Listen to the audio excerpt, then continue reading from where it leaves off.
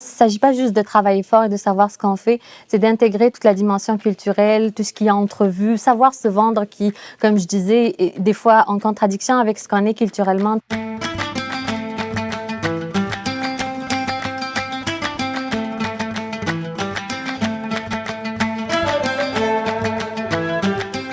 Mon nom est Kaïna Bensadi, je suis originaire d'Algérie. Ici, je travaille au Québec comme coordinatrice de recherche au CHUM.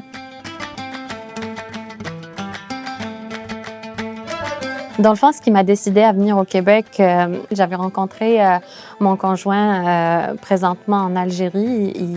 Il avait déjà tenté l'expérience de l'immigration, mais il avait décidé de revenir. Fait que, à un moment donné, dans le processus naturel de notre relation, de la place où est-ce qu'on voulait s'établir, il m'avait proposé de tenter éventuellement de nouveau l'immigration à deux. Puis j'ai accepté volontiers.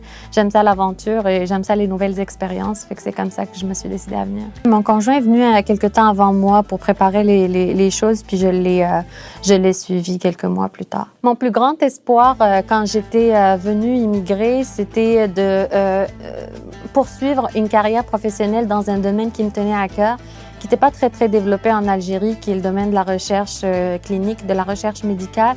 Fait que c'était un petit peu dans le but de développer professionnellement cet aspect-là. Quand j'ai commencé à m'installer, il faut comprendre que moi, j'étais arrivée en hiver.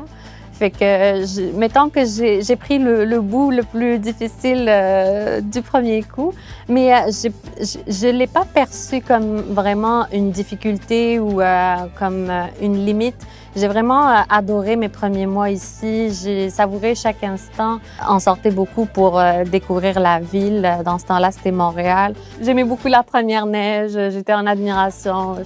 J'assimilais ça à de la romance, fait que j'ai beaucoup aimé les premiers temps. Le plus grand défi pour moi, c'était d'intégrer culturellement que pour pouvoir accéder à de l'emploi, ça prend pas juste des compétences techniques, ça prend pas juste de savoir faire ce qu'on fait, c'est d'apprendre à se vendre, qui est des fois en contradiction avec ce qu'on apprend culturellement.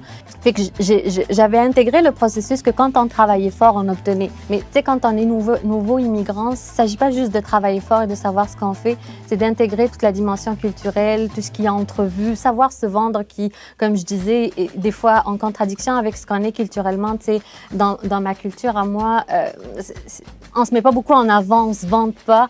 Fait que c'était ça qui représentait un petit peu un défi, puis c'était un bel apprentissage quand même.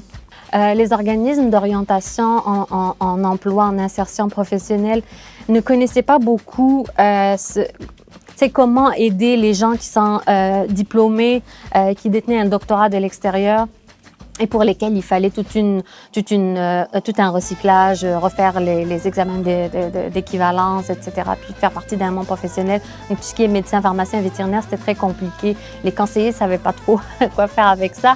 Donc, j'ai dû beaucoup compter sur moi-même. Là où j'ai eu un petit peu de support, c'est vraiment dans le processus des entrevues, reprendre le CV aux standards d'ici, tel que les employeurs veulent le voir, etc.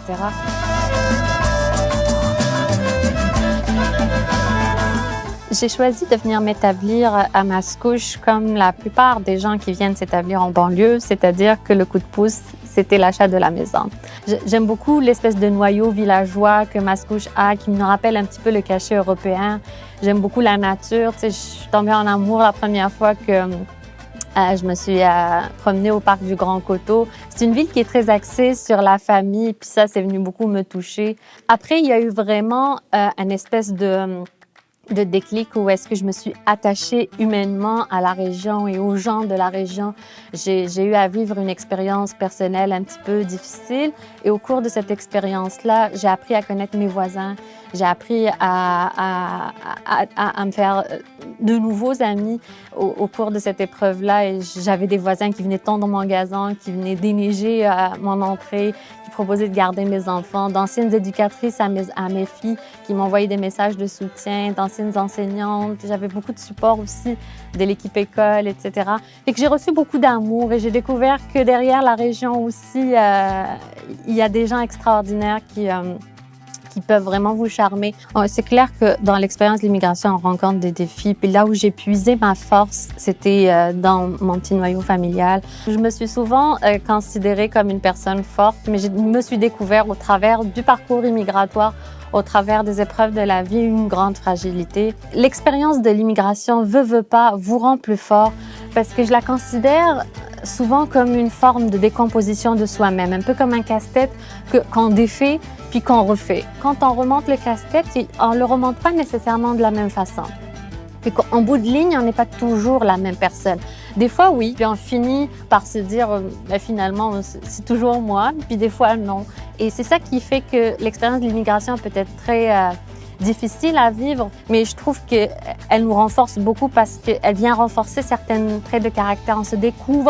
On découvre qui on est, qu'est-ce qu'on veut vraiment dans la vie, où est-ce qu'on veut s'en aller. Je trouve que c'est une belle expérience de vie.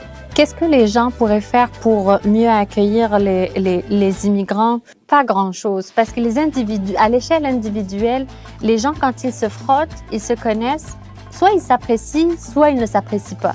On rencontre des gens qu'on aime, qui deviennent des amis, il y en a qui deviennent des connaissances, il y en a qu'on ne veut plus voir. Mais peut-être forcer ces moments où est-ce que les deux se croisent, exposer les cultures davantage, parce que la culture est douce, la culture est intéressante.